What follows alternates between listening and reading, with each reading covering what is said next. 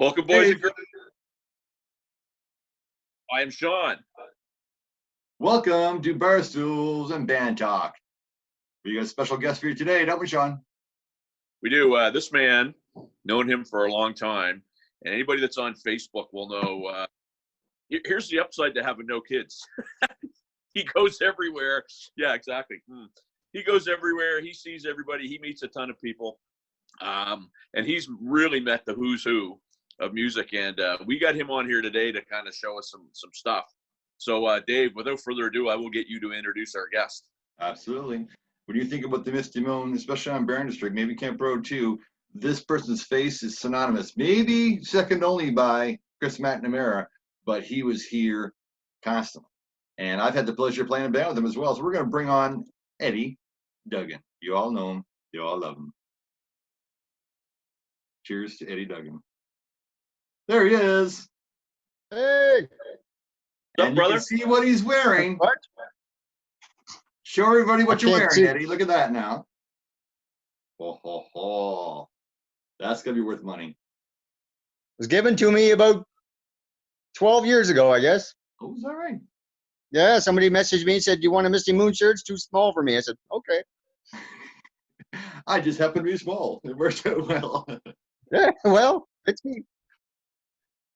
How you been, brother? Good, man. Good. Now, Eddie's really a frontline worker. You've still been working the whole time, haven't you? Yes, every day. Yeah. Never missed a day yet. So tell everybody where you work at. I work at the IWK hospital.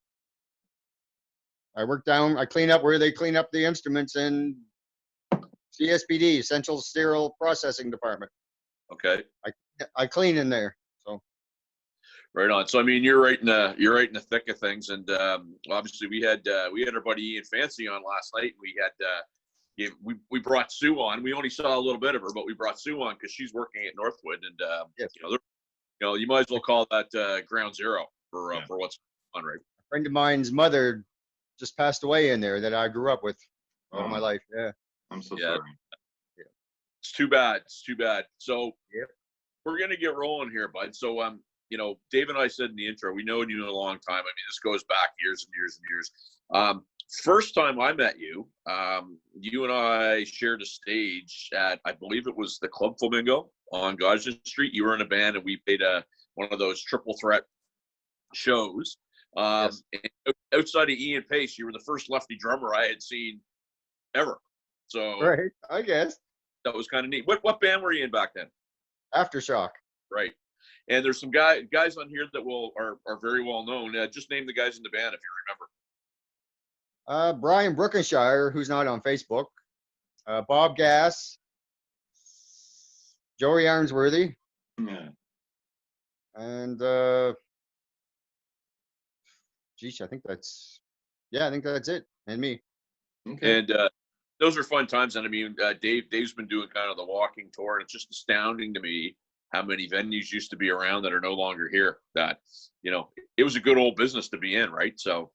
Oh yeah. That's when I was playing the heavy stuff towards what I'm doing for the last number of years now. So. Right. No, I hear you. And we let us stick your stories in a sack, mister, because you wanna work in this town, you got to do some stuff that you might not want to do. So. Exactly. Tunes, that is just tunes. Yes. So, Eddie, you've been, and let's call it what it is, I mean, a music aficionado for your whole life, fair to say. I mean, there's no bigger music fan that I know than you. And Oh, thanks. you've met everybody. There's pictures to prove it. There's evidence everywhere. You have a guitar pick collection that must be over 1,000 or 2,000. I don't even know how many it would be by now. That's right here actually. There's about 250 there. Oh, is that right? Okay. Yeah. So I even got a Jeff Healey pick. oh, wow. Oh, I actually, it's funny because when Eddie posts his pictures, in my mind, I have a visual image of how tall a certain person is. And then when I see their picture with Eddie, it's kind of like, oh, they're really tall, or, oh, I thought they were taller. So Ed, you're the perfect yardstick, brother, for some of those. Only him and I Lee met Aaron all at the same Iron time. Maiden. I met all Iron Maiden. I was surprised how short they all were, except for Nico. Right. Nick Geez, yeah. You've been doing a lot of those Monsters of Rock cruises, I know, and you have this uncanny thing of getting a birthday post to some folks that you've met. How many? I don't know. How many pictures and odds and ends do you think you've collected over the years? Wow. Oh, geez, that's a lot. I've been on 4 Monsters of Rock cruises and 2 Kiss cruises. That's a lot of pictures and a lot of just hanging out with a lot of fans or people that I admired my whole life. You know what I mean? Few of them. Yeah. Yeah. So give us a little show there of what some of the stuff that you got on the Yeah. table, because that's just unreal. Guitar picks. I got to turn this phone around, right? Sure. I don't know if you can see those or not. Yeah, we can. Oh, they're in plastic bags and everything. So what's Some your of them are. what's your prized That's possession out of all those picks now, Eddie? You want to know something today? I was at Sobeys grocery shopping, and I had a guy on from New York, I believe it is, bugging me for about a year or more for a Duff McKagan guitar pick I have. Oh yeah. Today, he offered me $125 for it. I feel bad to say yes. I don't want to take all that money just for that, but if you want to give it to me, Hey, well, listen, you know. something about being on this show. We're open for business all the time. So, Yeah, there's all kinds of cheap trick ones here. Nazareth from the Misty Moon. You know, all kinds of Kiss ones I get from the concerts. So Dave asked an interesting question. Of everything that you have, maybe the guitar pick and other stuff, what's your most prized possession and all that? well, I have these two. I put a few tour shirts here. I have a big box of tour shirts. Some of them fit, most of them still do. And I have some of these that still fit too, like these ones. Wow. Somebody gave me the Kiss one from Texas. Wow. 79. That's cool. That's my Van Halen tour shirt from '81 when they were here. That's the April Wine Power Play tour when they were here. And that's the Nature of the Beast Nature tour of the shirt Beast, when yeah. they were here. So, Eddie, is it fair to say that? And I never realized this until we started talking. Are you doing some swapping, and are you getting some stuff from people and kind of trading back and forth? Because you know, you say that these people are contacting you about stuff. Is that kind of a thing? Not a whole lot, no. No? It's a couple things here and there that I have doubles of. I'm like, Yeah, well, yeah. may as well. Okay. But He's Eddie Duggan. I Got had it, some got it, tour got it, posters need it, got it, got it, need it, need it, got it, got it. Yeah, I had tour posters of the Guns N' Roses and Iron Maiden and the Cult, and I got rid of them to the same guy about last year or so. I said, you can have them for $80. What am I going to do with them? Right. Get $80. That's the answer, Eddie. Yeah. Well, he's got a great big new TV, you see, so he had to get rid of some of the collection and make room for the big TV set. That's right there. And it moves every old way, too. It comes out, too. It's somebody's call. Eddie, you're on Barstools and Bandtalk. There's a Kiss picture I blew up. Oh, wow, that's cool. I don't know if you can see that's Mark Wheatley and Rob Francis in it. Right Oh, yeah. on. You went on the Kiss tour with them, right? Or the Kiss cruise? Oh, Journey, look. Okay, gone now. There's a Journey post my brother did for me on canvas. Oh, nice. Wicked. So you went on the Kiss cruise with Wheatley and Rob, is that right? Twice. Twice. Has Harnish ever been on one of those when you guys were there? Not when I was there. Okay. So give everybody a sense of what happens, because Scott's told me a few things, and it sounds pretty cool. Give me a sense of what happens when you go on one of those things. Well, we all get on there. We all get our room keys, whatever, and go in our room, drop our stuff off, some stuff, because the luggage comes later on by the door. And you usually go out and get a drink and mingle on with a bunch of people. Then they call over the announcements. We all got to go in a certain room and try on our life jackets, all that stuff. And then you try them on, then we all go, and it's all party time. It's on the Kiss cruise, there's about 10 bands. On the Monsters of Rock cruise, there's close to 40. Wow. So who have you seen? Here's one of my Monsters of Rock cruises thingy here, laminate. And one of them, this is from 2014. There was Tesla, Rat, Cinderella, Kicks, Y&T, Winger, Firehouse, Slaughter, Great White, The Winery Dogs, Loudness, Autograph, Dio's Disciples, Jakey Lee's, Red Dragon, Cartel, Dangerous Toys, Doro, Quiet Riot, London Choir Boys, LA Guns, Vixen, Carl Palmer, Faster Pussycat, Killer Dwarfs, Taiketo, Tough, Femme Fatale, Mike Tramp, John Karabi, Ten Poli, Joe Hoekstra, Richie Kotzen, Ron Keel, and there's a few more. So if somebody wanted to kill the hair metal genre, they could have sank that boat and it would have. That's a good one. That's Because here's some of my laminates, right? Wicked. So Eddie, how popular are these cruises? Like, how many are they sold out every year? Yes. Wow. There's anywhere between about 3,500 people on it. Is that right? And it's like there's a bowling alley on the boat, and there's tennis courts, and Wicked. you know, So most of the rock stars will hang out with you or talk to you. Mike Tramp is going to be the nicest person I ever met. He'll sit That's all there. right. Wow. Yeah. Well, I wanted to ask that. So you said I won't put you on the spot about who's the worst, but so Mike Tramp, give me a handful of people that you met them and you went, wow, I never thought they'd be that cool.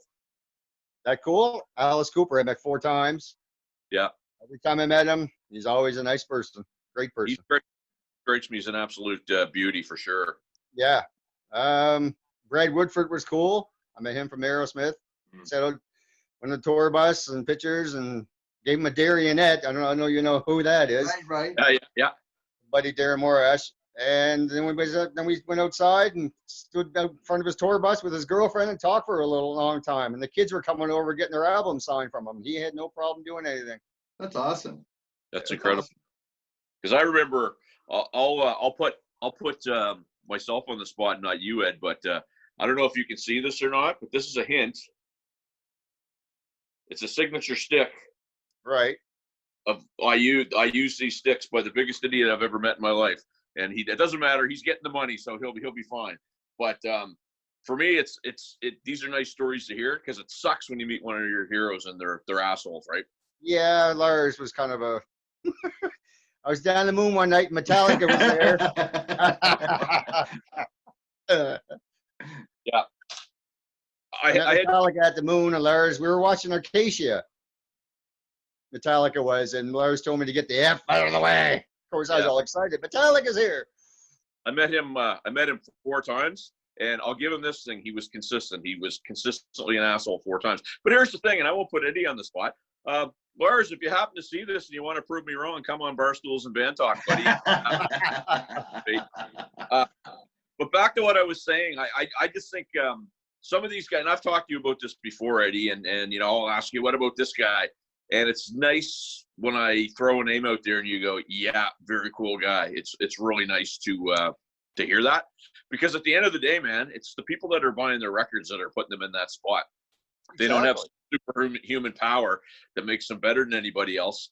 So it's good to see that they're down in the weeds with the rest of us, if you know what I'm saying. Yeah. I looked through my pictures here. Cheap Trick I met them twice. They were great. Yeah. Eddie has the superhuman power of getting to the front row of every. Now he's not only seen every concert ever, but he gets to the front friggin' row every single time. And that's just how he rolls. I think back to the Triumph video, it's just like it might as well be the Eddie Duggan show. He was live in Halifax. No, it's just me. It's Eddie Duggan. I was in that video 4 times, I believe. I screenshot them all. He got royalties from that video. It's funny. I went to Alice Cooper just before that or sometime, and I had the exactly same seat, section 51, row 1, seat 4. Wow. Well, and back to what we were saying there, Ed, you might remember this, but when Jack Butler opened for Rick Emmett, he was amazing.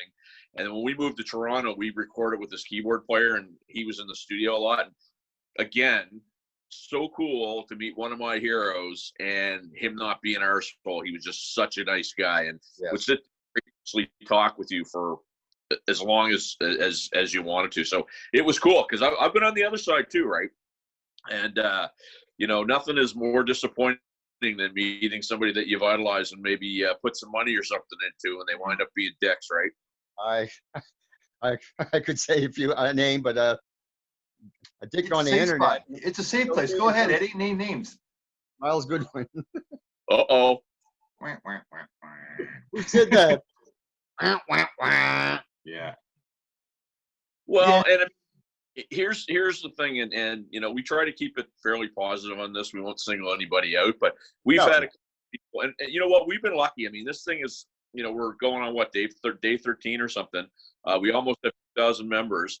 We've had to kick one person out, and we gave them. And the thing is that everybody's going to have a bad day. You got to realize that. And maybe, you know, and I said it in a post, you know, if you're having a bad day, maybe there's another site you can find, because we want people to come on here and not feel like they're going to get ripped to shreds because they just want to have fun, right? But to your point, you know, I would have to say a lot of these guys, because you've been to so many shows, they must start recognizing you at some point, like, oh, he's back. So I would think that if you're going to be a dick one day, you maybe ramp it up a notch and say, oh, there's my buddy Eddie. We gotta put on our game face here, right? Is that a fair statement? Yeah. Oh, yeah. That's sure. But without folks like you, Eddie, I mean, these guys, like, especially on that Monsters of Rock tour, I mean, there's not going to be. I'm shocked that they sell out, to be honest. Like I said, you know, because I mean, I recognize almost every name you talked about on the Monsters of Rock cruise, but I couldn't picture myself spending any amount of money to go see them all. Now, if they're all together, maybe it would, something like that. But they're going to be a little nicer. You know, they have to be able to interact with people like that, because you can't just be a dick and expect people to keep paying homage to a genre that's 35 years old. Like, you gotta be a little nicer. Now let's bring it back for a second. So we know you've seen a lot of major acts, and you've gone to places. You know, you've been all over really the world to see these people to play. What about locally? Who are some of your favorite bands locally back in the day? Do I remember? You remember everything. Don't fool me. Of course, Razor Boy. I mean, you'd be enjoying it. You'd go see Razor Boy. You know what you were getting. You'd be getting Whitesnake and Bon Jovi and all the good tunes that we all loved, right? Yeah, we had Jackie on, and I made the comment to Jackie that if during the second set, if I went out to when they started Without Love and used the bathroom, I knew by the time I get back that I knew exactly what song it would be. Because, yeah. But you knew the dance floor would be packed, and all your friends would be there. Exactly. Right. And you know, they're like the Big Mac at McDonald's, man. You know what you're getting. You're never disappointed, right? $6.99 now in the meal deal. Yep. Thank you for that. I know what I'm getting later on. So you learned something else here with Eddie Duggan here today too, folks. And Dave brings up a good question, because Ed, we used to go out and see a ton of bands. You know, me personally, one of the ones that changed my life. I mean, so Razor Boy, you know, when Dave and I get to tour with Drama and some guys like that. I remember the first time Sven Galley showed their friggin' Wrangly arses at the Crazy Horse, and it changed my life. And I think it's a lot of local influence, like a lot of musicians here too, because we realized it wasn't a bad thing to jump off the stage and kick somebody's beer over or whatever, right? Yeah. So just little things like that I remember. Who was your favorite act that you saw locally here, Ed? Like at the bar, not at the not at the Metro Center, but at the bar. What was your favorite bar act that you saw? It doesn't have to be local. It could be like a big act coming in town. Probably Nazareth. Yeah. That rocked. That was a good show. Well, I tell you, I remember about that. And Daryl Sweet was still alive when they played. They had a set of PA speakers on the top floor and a set of PA speakers on the. Oh, right. I remember that. At the Moon. And I just remember going, this is going to be crazy. And I think they opened with Razamanaz, and it was like, holy shit. I remember cool. I remember the Pete Townsend song playing before they came on stage. Yeah. You know, and we talk about this a lot, unfortunately. You know, like we had Ian Stanley. For the record, Ian Stanley's probably the Eddie Duggan of St. John, New Brunswick. But, you know, the last show that I saw that was anywhere close to a club, I saw Big Wreck at the Imperial Theater in St. John in November. Great show, but it's like there's no real part. I mean, I guess maybe the Marquee. Right. But I mean, really, we don't have a Moon or a Palace or a Crazy Horse anymore to see these acts. Monty's be the closest thing, probably. Right. Thank God for. Metallica was the same night as Asia at the Misty Moon. I remember I went to see Metallica, and I thought, oh, that's cool. And then I got down to see Asia, and I'm like, oh my God, this is way better. I was like, hey, I'm a big Asia fan, so I couldn't wait to see Steve Howe in person, right? Exactly. I still have this, by the way, since I was 12 years old. Oh, well, I see that on American Pickers. They pay big money for those in American Pickers. Just saying. I see that on eBay for $300. I don't know if I showed you this, brother, but this is my small. This is my small Kiss corner. Oh, really? I have all those things too. Yeah. Look at that. They all sing, but the other thing I can't show you, I'm wearing my Kiss Destroyer underwear, but we'll leave that one alone. Want to watch a concert? Yeah. Wow. But here's a neat thing, Eddie, that you just brought up, because we talked about the guy that was the idiot, and you went and saw them that night, and then you saw Asia, and I remember Steve Howe being such a gentleman. Old England. We hung out backstage with him, and he, if I remember correctly, he only came up for a couple of numbers. He wasn't there for the whole show. I could be wrong on that, but he was the only guitar player there, though. So yeah, but he played a lot of acoustic, I remember. Yes. But such a nice guy. He was just such a nice guy, and it was like, that's awesome. Cool. Yeah. That's awesome. Let me ask a question, if I could. This is theoretical, and I'm only going to ask this because I know not only have you been a huge super fan for a lot of years, but you've been playing for a lot of years too. Going forward, and it's kind of funny, there's a thread that's kind of in our group that's taken off a little bit with a lot of hypothesis, shall we say, or just like people trying to wonder what's going to go on.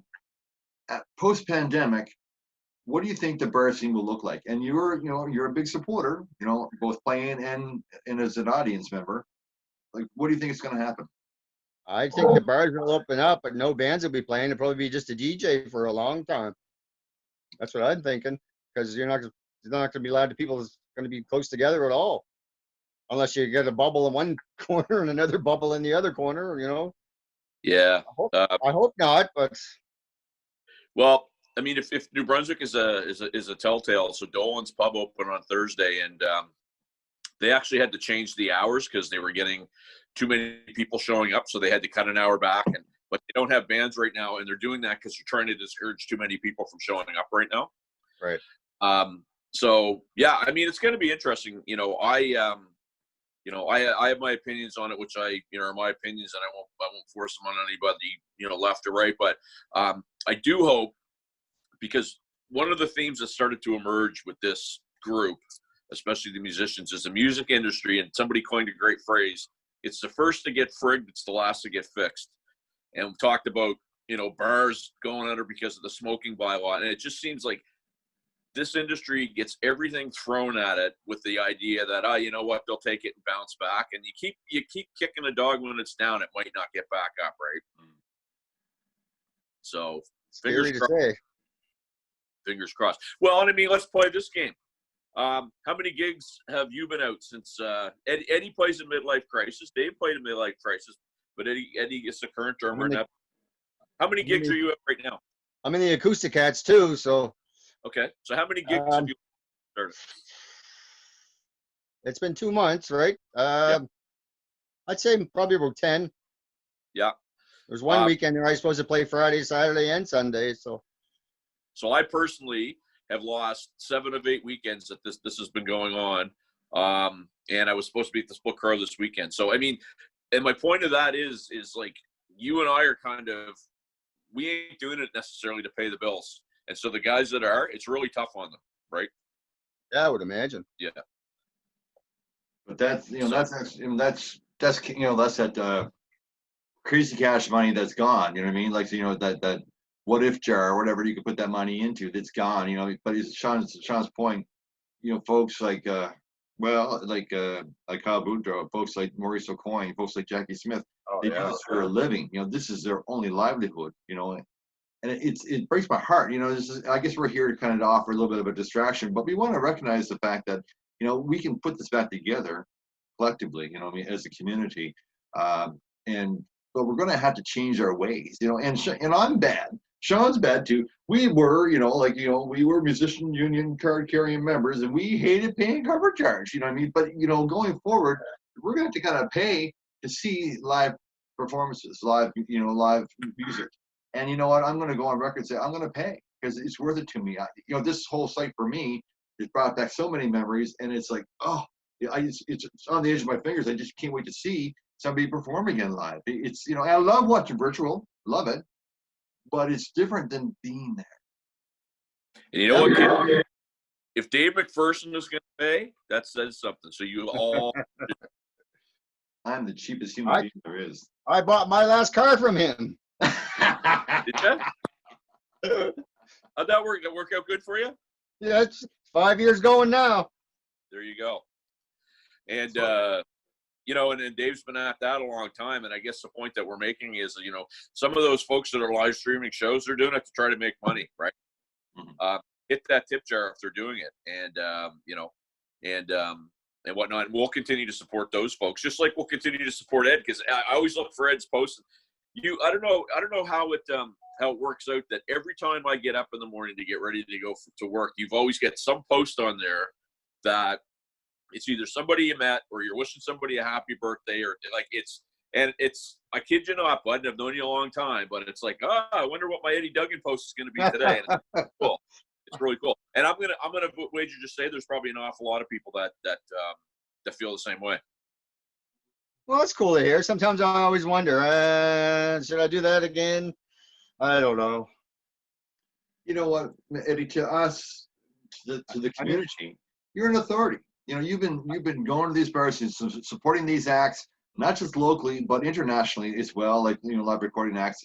You're an expert. We're gonna come to you for music history, for trivia, for whatever. I get a lot of inbox of people asking me stuff. Yeah. And anytime there's a concert, they're all going to you first. Eddie, we need tickets. It's cool for a little while, then after a while, it's like, oh my God. Well, let me ask you quickly about that, Eddie. So how, have you made relationships with people in such a way that, you're getting the leg up on that, or is that just work that you're doing on your own that you just kind of share? Just myself, my own. Wow. You all know he's going to win at least 4 or 5 sets of fucking tickets, and he'll sell maybe 1 or 2. It'll just happen because he wins. I usually give them away. Friends want them, I give them away. I usually don't really sell them. That is a good point, though. You're never going to meet a guy with a bigger horseshoe up his arse than Eddie Duggan. Never seen a guy that's won more friggin' shit than Eddie Duggan. I want big money, though. Big. Yeah, but you know what? Here's a nice thing, and I'll let you talk about this because I know you're a hockey fan. You won tickets to something in Montreal, and you brought Rob Francis. Because I saw some pictures. Here's the thing. I was entered a contest through Hal FM, which was the radio station back then. And I said to Rob Francis, if I win, I'll take you. And we all laughed, whatever. So I went down to Burley's for the backwards draw of 150 people who qualified for the contest to see Rush in Montreal. So I went down. I was supposed to work that night. The boss let me go down to Burley's for about an hour or two. I said, oh, cool. So I went down. They did the draw, and I crumpled mine up in a ball, and I threw it in the bin. The second last one they took out was folded, and I said, oh, my God, I won. That's incredible. So then I had to call Rob Francis and go, guess where we're going, Rob? I guess we're going to see Rush in Montreal. Then come to lo and behold, Montreal Canadiens was playing playoff game number 4 against Boston the next day. So I went on eBay and got 2 tickets to the Habs game. That's incredible. Now we're almost out of time, and we're down to our last couple minutes here. Dave Roberts is concerned that he's the only Montreal Canadiens fan in this site. But I know somebody else is. He should be. No, Eddie will get off the show right now, Sean. Be quiet. So it's fair to say you're a pretty big Montreal fan? My whole life. See, Dave, you're not alone. You're not And alone. my dad was Toronto. My brother was Toronto. My sister was Boston. How did I get into that? I don't know, but that's the way it was. Yeah, and it's people are passionate about their teams, no question. Just before we wrap, because Ed, I know you have You have a I've bunch been of to over 300 concerts. That's about as I counted them one day. Over 300 now. I want to do this, or I want you to do this, because I know you have a little group that you do the traveling. You go to the Dominican. You do it. Name the folks in that group, because they're friends of yours or friends of mine. I'm sure they'd love to hear a shout out from you. Oh, they want to go to like we went last year and stuff like that? Yep. Susanna, Cabrina, Tammy Mayo, Leanne Logan, Lisa Davis. I know there's a few more. Well, I went down. I've been there about 4 or 5 times now, and each year it's a kind of a different people. I hadn't seen Tammy Mayo in years, and Dave and I actually, the last night that everything was open, we were down in Big League. I said to Dave, "Is that Tammy Mayo?" And anyway, Dave went over and said, "This is Sean." She's looking at me, and she didn't recognize me. The next day, she sends me a message. She goes, "Oh my God, I forgot it was you." And she goes, "I remembered the eyes, and there was so much." Anyway, it was just so funny, and it was cool to see that. It's good that you guys are all still hanging out. Oh yeah, great times. That group goes back a long way, right? Yeah, Eddie's the kind 35 of years guy for me and Tammy, I think. Pardon me? Right. Huh? Eddie's the kind of guy that once he's your friend for life. You know what I mean? And I can honestly say he's been a great friend of mine since I'm going to say 88, 87, maybe. I mean, that's when I first met you guys for sure. Somewhere around there, yeah. And you guys had your own table at the Misty Moon right down by the window. That's where you always were. So I make my rounds and go down, see you guys here, go around. I had the opportunity. I mean, you've been with Midlife Crisis now. Well, Nasty Habits first. Yep. And then Nasty Habits in the Midlife Crisis. So, I mean, although it wasn't the huge stages per se, but you've been in the music scene now for 20 odd years anyhow. A long time. I started out with Robbie McLean first back in '82. Wow. That's yeah. But what band was that? Mr. Four. There you go. I remember that name. Who's in that band? Steve Harnish, right? Yep. Steve Harnish, Mike Edwards. God, I can't remember the other ones. Are you a Spryfield dude? Yep. I had no idea. They like to call it Herring Cove. Yes. You learn something new every day. Oh yeah, that's where I grew up in Spryfield, up by Leveland Park. So yeah. And despite that, every time we hung out, my wallet never went. I'm just kidding. I love Spryfield. They're good folks out there. I grew up. Wasn't my choice. I grew up in Dartmouth. What can I say? Yeah. Anyway, I don't know how we're doing for time, but brother, this has been fun, and you answered an awful lot of questions for me because and no shit when I say that every morning I get up and look for that post, I do, because unfortunately with all the crap that's going on right now, one more negative thing is just kind of a shitty way to start your day. So please keep them coming, man, because if it means anything to you or not, I love seeing them. So keep them rolling, brother. You see the little Van Halen spread now. No, I know. See, now girls, I've seen Eddie naked, and rumors are true. But on his arm, he's got a Van Halen tattoo. So I thought, well, I just had to say it. Right? That's the only one. That's the only rumor. Anything else you want to say? Anyone else like to sign off with? No, but thanks for asking me, guys. I mean, I had Dana from Razor Boy asked me, you better get on there soon. That's awesome. Yep. Yeah. No. Now we'll say that to Dana. Dana, you been on here, brother. As a player, as a fan, Eddie, I mean, you're definitely a huge part of this maritime music history. And anybody who says different is doing a big disservice, because I mean, you support it, you live it, you breathe it, you promote it, and we appreciate that. We really do. I moistly agree with you. Hey.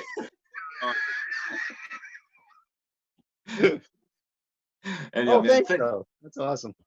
Thanks so much for being on the show. I thought we could have get into some stories about your boss, Mr. Spacely, but better that we don't get into that phase, I guess. You enjoying the Acoustic Cats with Lori? That's a good gig? Yeah, it's cool. That's awesome. There's no controversy between the Midlife and the Acoustic Cats. Same singer, so. And Chris is a great guy. Chris, the bass player, awesome guy. I really like him. Yeah, he is. He's great. Yeah. Both of them are great. Yeah, perfect. Really glad Laurie got his haircut. Looks much better now. Anyhow, we're gonna run out, but anyhow. Teddy Duggan. Y'all know him. Y'all love Thanks, him. guys. Thank you so much, brother. All You right, take care of dude. yourself, all right? Stay safe, eh? And thank you for your frontline work, too. You're so welcome. Thanks for having me on here. Peace out. Peace. Barstools.